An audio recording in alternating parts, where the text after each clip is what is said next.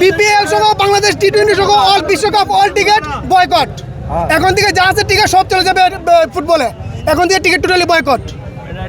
যারা সাপোর্টার আছে তাদেরকে এই ধরনের কোনো কিছু নিউজ করা নাই, কোনো কিছু বলা নাই। এখন পর্যন্ত বিসিবিকে বলতেছি, তারা কোনো সময় ক্লিয়ার করে নাই টিকিটটা। যা শুধু বলছে আমরা খেলাটা বডি ট্রান্সফার করছি। বডি ট্রান্সফার করছে মানে কি? তাহলে বৃহস্পতিবার যারা খেলাটা দেখছে তাদের টিকিটটা কি করবে? বিসিবি কি ফাউন্ডে নিবে? তাতে ঘুষ হয়ে যাবে ভাই। এটা সুদ আর ঘুষের চেয়ে বড় হয়ে গেল।